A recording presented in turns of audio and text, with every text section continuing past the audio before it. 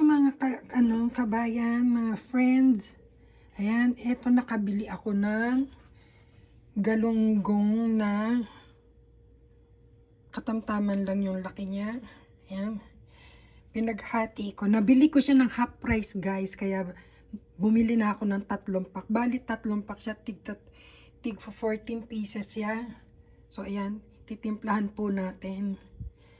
Kaya samahan niyo ako magluto. Ayan, ang aking ulam. Ilang araw ko kaya itong iuulam.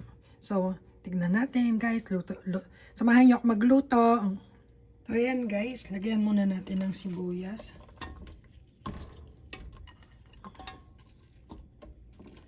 White onion. And then, ito pong ating konting luya lang po, guys. Konting luya.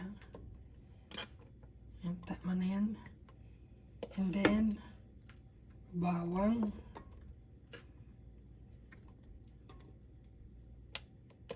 Damihan po natin yung bawang, guys. And then, yung ating kamatis. Ano po siya? 2 big size tomato po siya. So, ayan. And then, lagyan po natin ng 2 laurel. Ayan, bay leaf. And, ganyan lang po kadaming paminta muna. And then, salt. Konti lang po salt, guys. And, 1/3 cup of soy sauce. Kasi matabang ang soy sauce dito. Hindi natin sure kung anong magiging lasa niyan.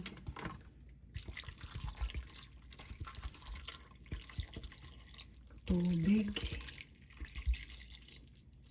And enough lang po na lumubog yung ating isda. Parang kulang pa sa toyo. Lagyan pa natin ng konting toyo. So, ayan. Pabayaan po natin siyang kumulo sa mahinang apoy, guys. Mahinang apoy lang po. And, dito naman tayo sa ating, ito guys, ipapaksiw ko po siya.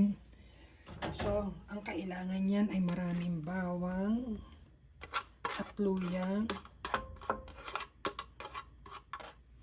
Ayan. Marami po tayong ilalagay ng luya.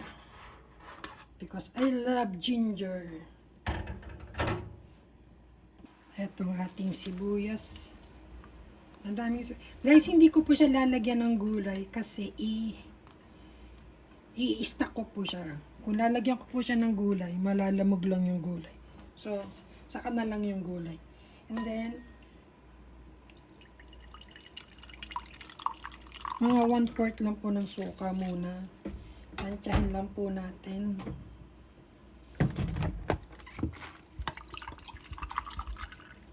Tapos, yan po mga 1/2 lang ng tubig. And then, salt. 1/2 teaspoon lang po muna. And syempre, ang ating paminta hindi mawawala.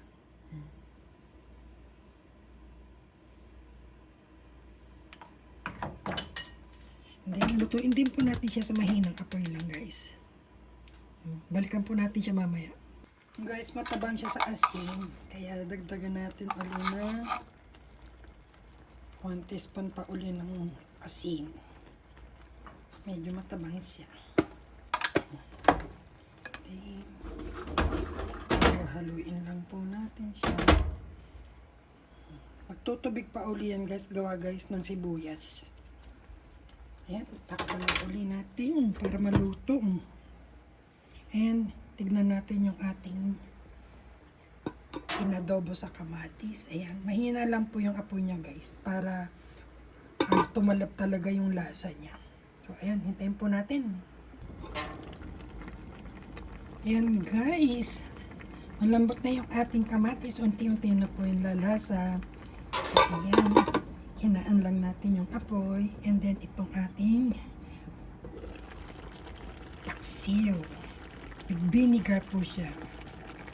Ayan. Mahina din lang po ang apoy. Hayaan lang po natin kumulo pa siya ng mga ilang minuto. yan eh, maluluto na. Wow, konti na lang, konting ano na lang. Paghihintay. Ayan guys. Konti na lang. Mga 5 minuto pa. Ayan guys, tuyo na siya. Sakto lang yan para lagay natin sa freezer. Sa freezer. Ayan. Yung iba ilalagay ko sa freezer. Yung iba naman po ay sa rep ko lang ilalagay. Para madali ko siyang makakain. Anytime pwede ko siyang kainin. So ayan po yung time po natin lumamig. So ito na po guys yung ating galunggong or GG. Ayan. Ito yung ating paksiw.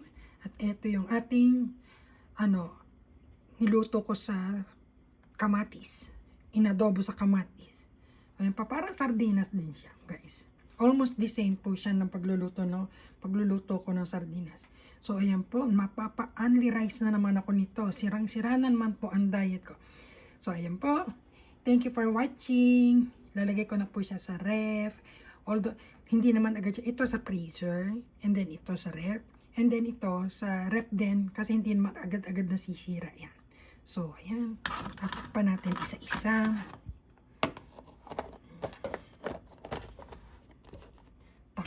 Isa-isa.